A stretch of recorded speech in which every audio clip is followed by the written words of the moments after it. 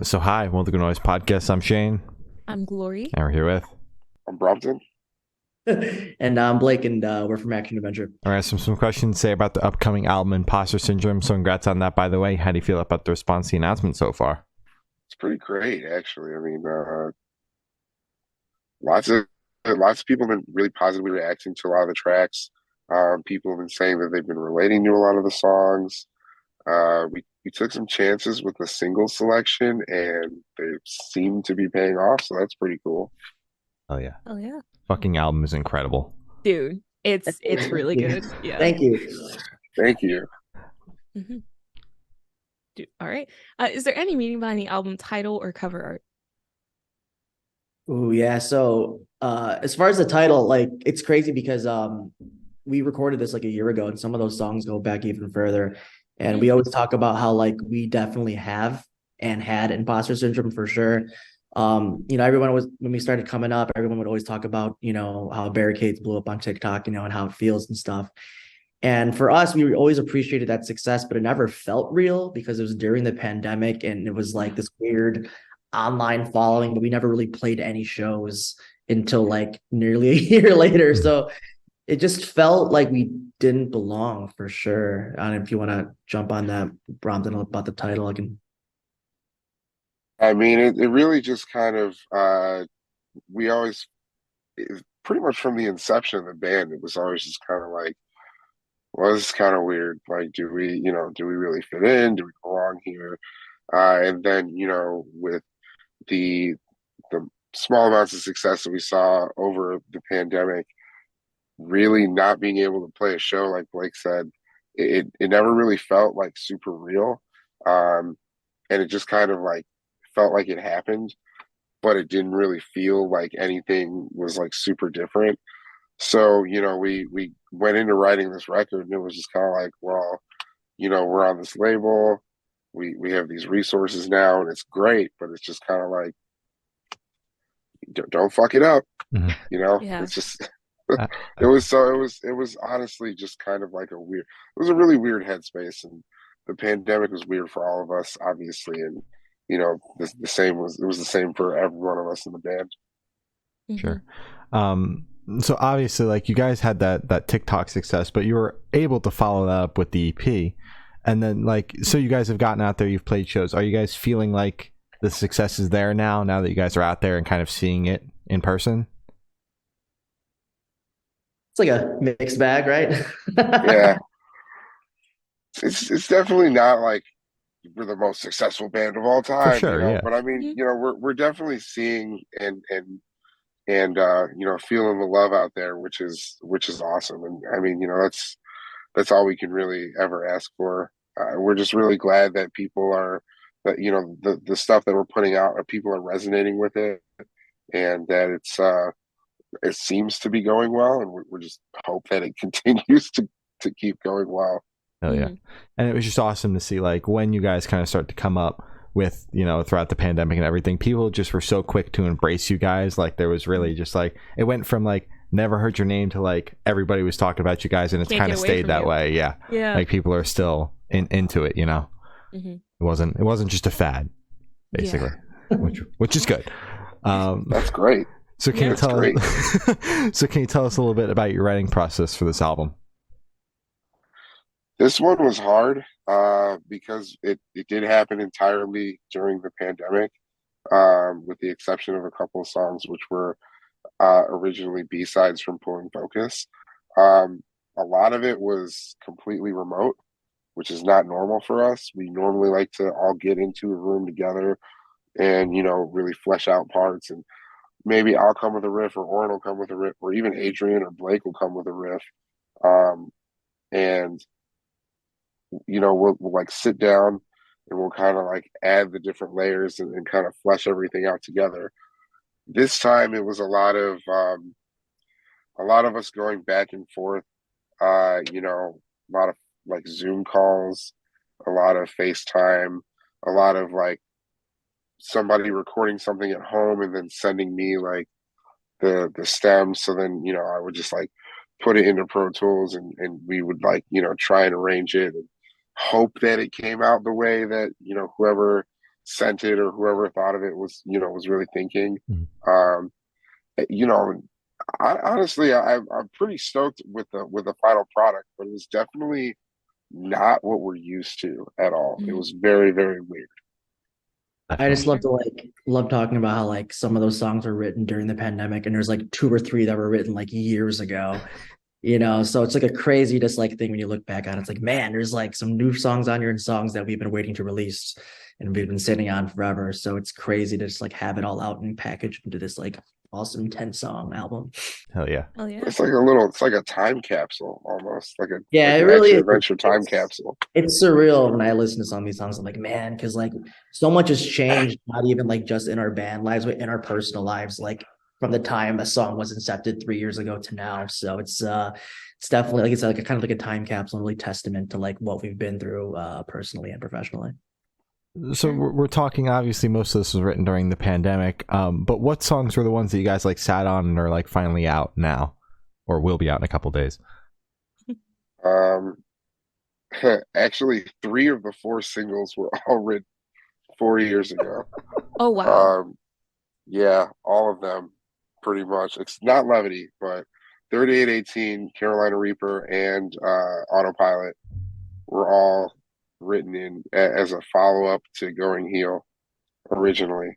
And they were, what was that, like 2018, 2019, around then.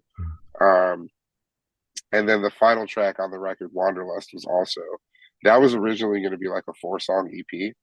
And then we started writing more, and then like Tuck Everlasting happened and Poser happened. And Pulling Focus kind of became a thing. And then we were like, well, these songs are really good, but we don't know if they like absolutely fit in with Pulling Focus. So we just we chilled on them a little bit. And then when we were writing this record, we were like, well, let's use these songs. They're really good. So they got reworked a little bit. But I mean, a lot of it is still there from 2018, which is pretty cool. One of these days we'll show the skeletons and blueprints for sure. Hell yeah. But it's funny to look at like 3818 demo 2018, it's been a trip. For sure. 3818 was originally supposed to be an acoustic song. Yeah. And then I was really bored one day and I was like, what happens if we just do it full band? And I just did a really quick demo. And then I showed everybody and we were like, yeah, we should probably do this. Nice. Oh yeah. Sure. And then as you guys mentioned, you were doing this writing process, like basically polar opposite of what you guys usually do. Was there a learning curve with that? I'm sure that also really tested your communication skills throughout the band. Yeah. We'll just leave it at that. There were many an argument. There's a lot of arguments. There's a lot of frustration involved. But I mean, everybody, these are all like my best friends. So like, if we can't yell at each other and like get over it like adults, then like, why are we even doing this? Exactly. I always mention like Action Adventure is like the most equally split Democratic band ever, for better or for worse, because we'll contemplate like 5 seconds worth of music and like, well, what do you think about this? And I'm like, well, I think this. And then before you know it, we're like talking about 5 seconds of music for 2 hours. Oh my god. But yeah, it was crazy for this one because it's like, again, a lot of it was remotely. I mean, Brompton and Oren like be demoing everything and we're like meeting sparingly too. Like, so it was definitely a trip, but it was different but the same. But yeah, definitely a different experience from Pulling Focus for sure. Oh yeah. There was a lot of things came down to a vote. Like a straight up like majority rules sucks to suck situation. And that's just whenever we can't figure out like a solution to something, that's just what we default to just so we can move on. Oh yeah.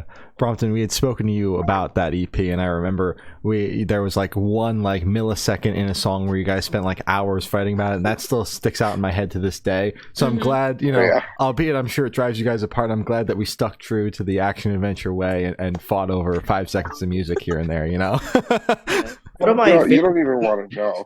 One of my favorite tweet responses, I don't know if it was Brompton or Oren, but someone was like, who wrote this riff, and someone wrote like 5 angry men yelling in a room together for hours or something like that. Oh Like, yeah, that was yeah, great. that like really encapsulates a lot of what we do. It's a labor of love. For sure. So what song off this album took the longest to write, and which one is each for your own personal favorite? Are we talking about like literally length of time from inception to it coming out, or just like physically writing it? So I usually say like from start to finish, from beginning to masters. Well, I mean, technically, it was probably autopilot. Yeah, probably But that, autopilot. but that's not really fair because we wrote it so long ago. So what about the We're new talking stuff? about, yeah, we're talking about the newer stuff.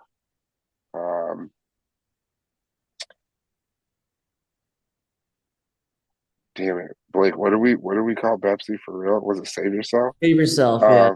Yeah. That Save Yourself, the second track on the record, was probably the longest one because it was one of the first ones Oren and I started demoing, and it almost didn't make it. And there's a lot of different iterations of the chorus because Adrian didn't like it. That's fair. Yeah. And then favorites off the album. Damn, that's tough, man. And you know, we just a child. I know we just started playing Imposter Syndrome live on this last tour, and it's like gets me the most hype. So that could be it. You don't sound too sure on that answer though. Because man, there's a lot of I mean, obviously we're biased, but there's a lot of good tracks. Yeah. There's a lot of good tracks on the record. So I would argue there's nothing but bangers on the album. Hey, thank you. That's how every action adventure conversation goes. It's like, well, what do you think of this? And we're like, well, it could be better. I think for me, I always just say like Autopilot's my favorite song. Partially like lyrically, it's like kind of a testament to like what we've been through, and like a lot of like what I read about is like the struggles of being in a band, and like look at the product of that song of like where it started to where it ended. It's just like a fun bop, and the music video was like a crazy cool experience. So now I have that memory, but that said, we haven't played it live yet, so that'll be an experience in itself. But like I definitely have strong feelings for that song for sure. Hell yeah. I think I would say either Levity or Losing Streak for me. Those two are really like Losing Streak is just really cool because it's like we don't normally write songs like that. And I think lyrically Blake really knocked it out of the park with that one. And it just is a very emotional song. Like a lot of my leads and stuff like really emote. There's a lot of like bending and stuff. So there's a lot of like feeling to when you're playing it. So probably that one. But Levity just fucking slaps. It just goes from the beginning to the end of the song. Yeah. So like I will say, I think as a band, we would say Losing Streak is like the deep cut favorite of all of us. Yeah. So that's when we really hope people discover. They're like, oh, wow, this song's dope. Hell yeah. So then you have an excuse to play it live.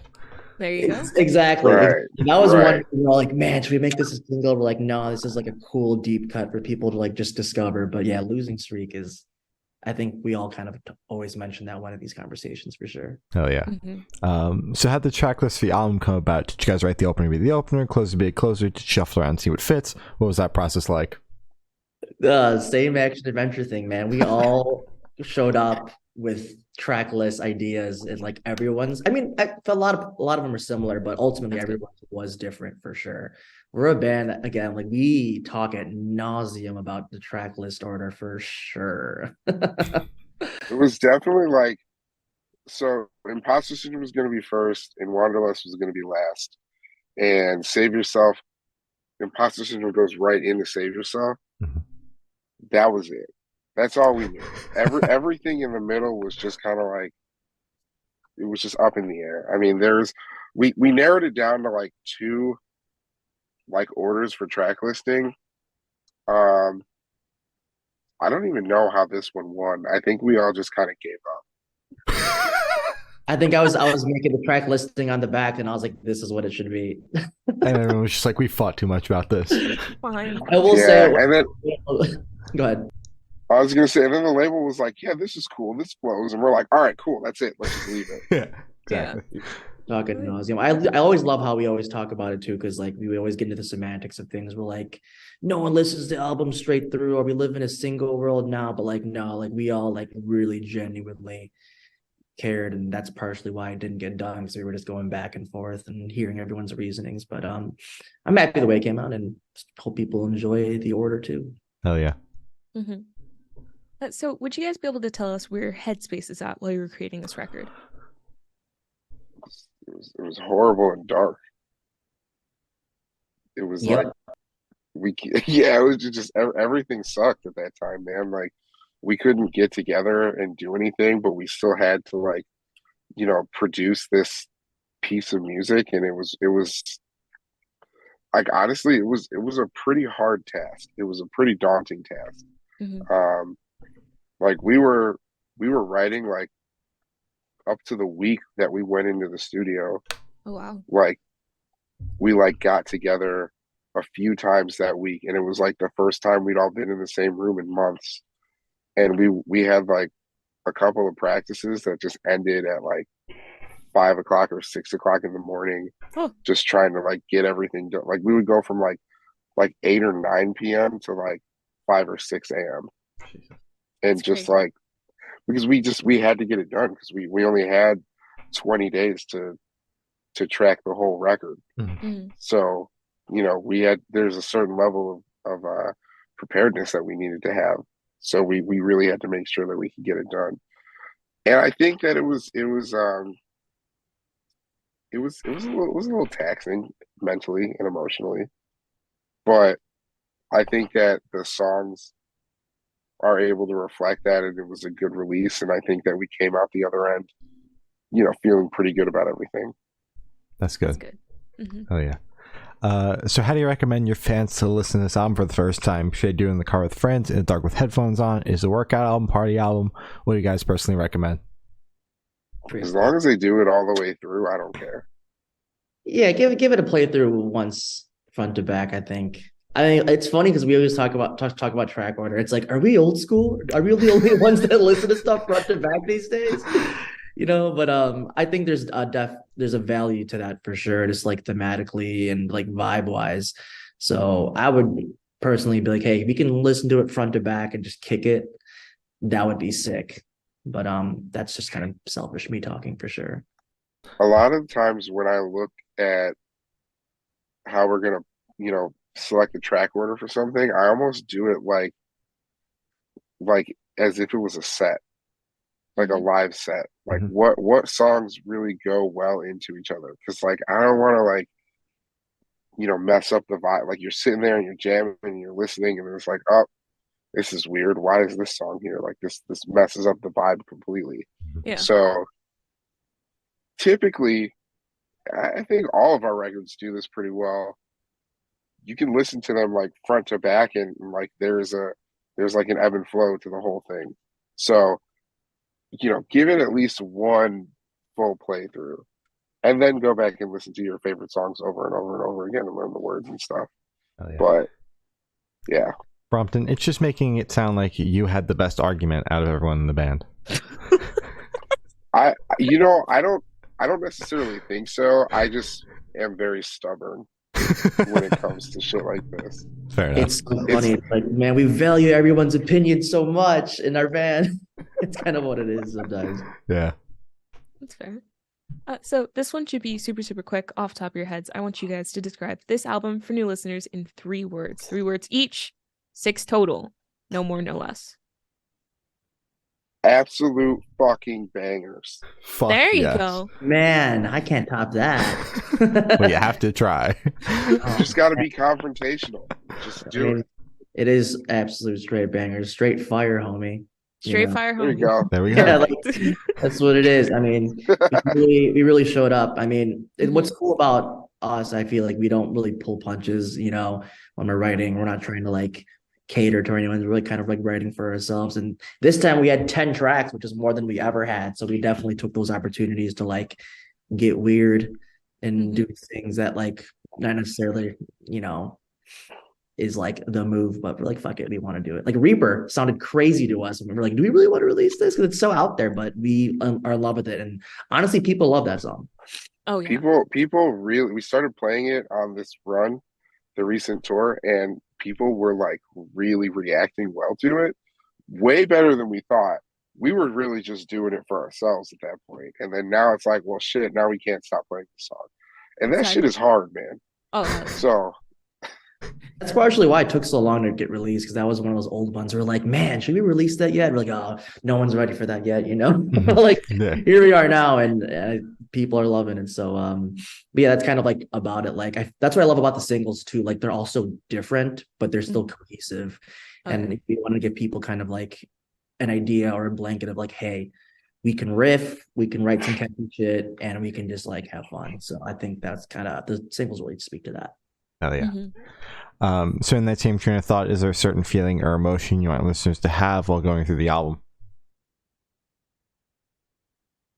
I think music is completely subjective. So there have been times in my life where I've listened to records and I've been like in a great mood, and I latch on to like the triumphant themes of the songs, and like the happy and joyous feelings. And then there have been times where it's been a little bit of a lower point in my life, and I've listened to that same song and I still relate to it just as much, but I'll relate to the different parts of the song or the record. So I mean, as long as everybody takes away something that they can relate to, and that they fuck with, and that it's really like they just really enjoy it for whatever they need, I'm cool with it. Hell yeah. Yeah. Perfect. So what is your favorite memory that you guys made while creating this album? Oh, it sucked. The whole thing sucked. So I'm just kidding. I'm about totally to say, kidding. damn it, there wasn't one good. No, I'm totally kidding. I think the one is that, just harkening on the favorite track, like Autopilot was such an old song, but we could never nail the chorus. Like Adrian was always like, even when it was 2-3 years ago, he's like, bro, this chorus sucks. And again, we had tracked it in the studio, and that night we were like figuring out the chorus, like like sitting down like after hours, like, and like I pitched something and we kind of formulated it and like brought it to Seth, and to like see that organically unfold the way it did, and like how cool it came out, was just like a gnarly feeling. It's like, wow, this song's so old, but this chorus is fresh, and like it just brought new life into the project. And it was just one of those like happened in studio, and it was a cool feeling. It was one of those like eureka moments, which for us happens very slowly. So yeah, that was definitely a fun one for sure. Oh yeah. I think like shooting the videos, all of the videos that we shot, because they were also different, and they're concepts and ideas that we wanted to do for a long time. So like the Levity video, we shot that at the Wonder Museum in Chicago, and that was a video concept that we wanted to do for so long, and it finally worked out, and it was just nice to take the dub. Like the video came out awesome. We got to shoot in this cool ass location. I think that was probably one of my favorite memories of the whole process. That's good. Oh, yeah. Good memory. So picture this: you're on tour, you're at a gas station for a rest stop. What is your snack of choice? It's literally just happened for 3 weeks in a row. Exactly. Yeah. I guess for me, it's like if we stop at a Love's, the Love's glizzies, the hot dogs, those are the glizzies, man. The glizzies. No. Yeah. You don't have those enough. That said, they're not all created equally. We definitely hit some Loves that they were not ready to eat, but we don't have much. Like every time we encounter them, we're like, There's one. So you're for the I- gas station hot dogs? Yes. Just the love. Just But love. also, Okay. but also, like anytime the gas station has a Pizza Hut in it, hmm I'm gonna get a tiny little personal pizza. Yeah. It's pretty great. So yeah, the glizzies or the personal pizza. Okay. Okay, the pizza I can understand. I'm still stuck on the hot dog though. I'm sorry. I can't They're- believe you guys are they're going like- hot dogs. They're good. Yeah. And they're Yeah. easy to eat. You know how easy it is to eat a hot dog and drive at the same time? Yeah, but it's Yeah. like it's been sitting out. Chips are easy too. Yeah. You know? So Yeah, is but then you get, pizza, like, the small dust little all over pizzas your from hand. I mean, Pizza we Hut? easy that it's a piece of candy, but that's like the boring answer, Yeah. man. I You mean- know, we're rocking pizza and hot dog. That's true. you That's you true. guys are raw dogging it with gas station hot dogs. Yesterday my partner and I were gonna get Subway, but the closest one was like in a truck stop. I was like, I ain't eating Oh. that shit. I We ain't talked going- about that. We encountered so many Subways. It's Too like many. too many Subways. hmm we be eating fresh. There's a lot. So on the topic of food, if the band was a dish, what dish would the band be and why? Uh, I mean, we have our own hot something with a lot of ingredients. sauce. A paella. Ooh. Yeah, there you go. Or a gumbo. Yeah. A Jambalaya. charcuterie board. Yeah, Ooh, even a pizza. True that. Yeah. Anything with good. variety, I feel like is the go. But it does have to be a little spicy because we're definitely spicy homies. Hell yeah. All right.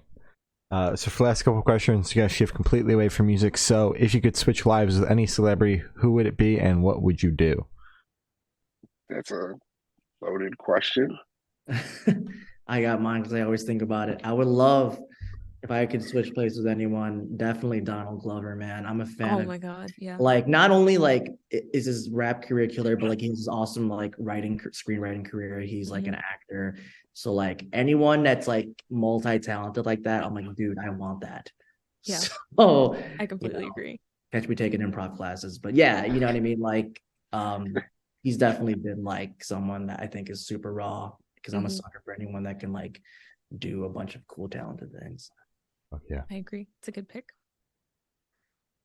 I don't even know, man. Like that's crazy. That's a really good pick. Like that's like an awesome pick. Thank you. I had it on the ready, man. He's the homie, dude. He's awesome. Yeah, I don't know. You know what? Actually, one that would be kind of interesting. I kind of want to be Kevin Feige. So like he is like obviously masterminding this whole Marvel Cinematic Universe, just like controlling everything. And so I just kind of want to know what's it like to have all that power in your hands. So like that would be kind of interesting. But I feel like I'd get kind of bored of that one. Other than that, I mean, I would probably want to be.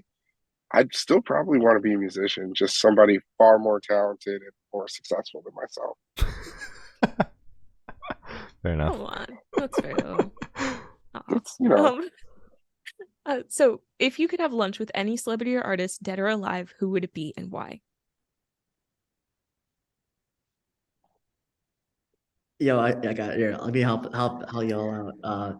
So we were on tour. I'm gonna tell them the Pappy and Harriet story, Brompton. oh my God. You know what? And it's funny. Yeah, here it because is. So I was just thinking about heck yeah. I think I know what you guys are talking about. I saw this picture. Yeah, online. we have an answer for it, like because we experienced it on tour. So like quick story, like we pulled up to this venue in Pioneer Town, California, like in the middle of the desert. Like, you know, it was one of those venues where like, we're 2 minutes from the venue. Where the hell is it? It was just mountains and desert.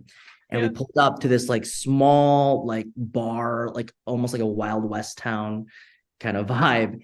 And you know, we pulled up, we were like went out for lunch, which was like the venue was providing it.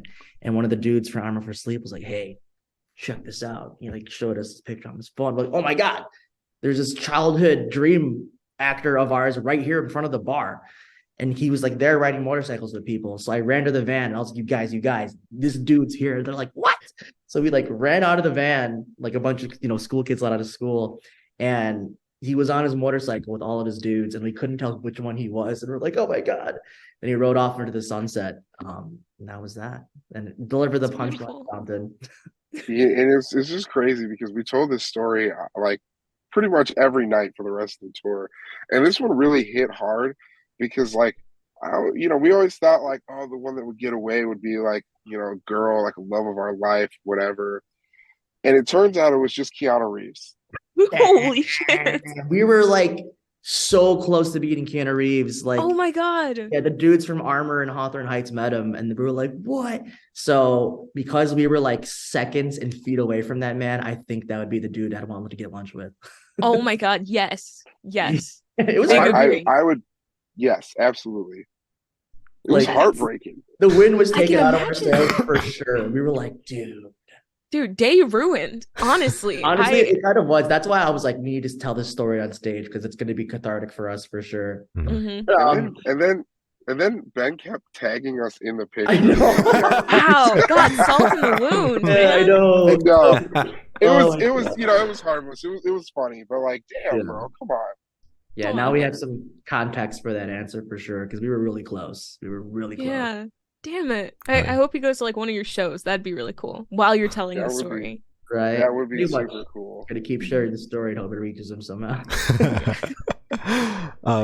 So for this last question, boom, we're putting the entire band in a horror movie. Who's dying first and who's surviving till the end?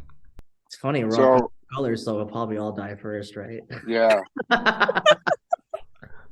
I mean, always how it is, like, man. If we're just being like based on our personality types, and this is kind of fucked up because he's not here, but I'm gonna say that Manny would die first, and not because he's not like good at surviving or anything or whatever. I just kind of feel like Manny would be like, okay, whatever, this is gonna happen. I'm over it. Like, fuck it. Let's, I feel like I'm just over it. I feel like that's a pretty Manny thing to do.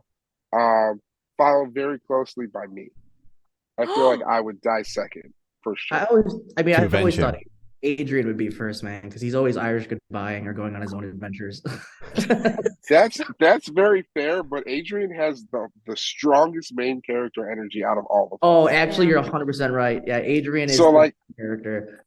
So I feel like we are all like supporting characters in his movie sometimes, and I feel like just for story's sake, he would have to survive. True. Yeah, you're right. Adrian would definitely make it to the end. He has the main character energy. I also feel like Oren is discerning and he's very like methodic. So like I feel like Oren would just be able to survive. Yeah, he's got that dad strength, He does. But yeah, I feel like definitely me, you, and Manny might not fare as well. Yeah, I think I'd be like middle of the movie because I'm like the comic relief character who's like, everyone's like, no. I feel like I would get like two, like, yeah, whatever, it's fine, we can do this. Like, maybe let's just go kill this guy, like, and then I would just get wrecked. For sure. Awesome. So as I said, that's all the questions you have today. Is there anything that you guys would like to plug? New record dropping. The new record's dropping. I'm sure it'll be out by the time this comes out. It will be. I hope everybody likes it. I hope that we did a good job. I hope the label wants to not drop us after it. Everybody, please stream this record so that we can make more. Exactly. Yeah. Shout out to all the friends and family that helped us get here. Because we got robbed in July, lost everything, like literally lost everything. And friends and family stepped up to help us get back on track. And Jack White. And Jack White also donated. And hats off to Hawthorne taking us on tour, giving this band a chance. Pretty much like, just want to let everyone know, like we were really appreciative on where we're at, and it took us a while to get here, and we do not take it for granted. So absolutely, hope you all enjoy the record because we was stressful making it, but now that it's out, now the fun part begins. So hopefully we can play some shows and people will sing back to us. Oh yeah. Hell yeah. Well, thank you. Now this guy's been Blake and Brompton from Action Adventure, and we have been the Good Noise Podcast.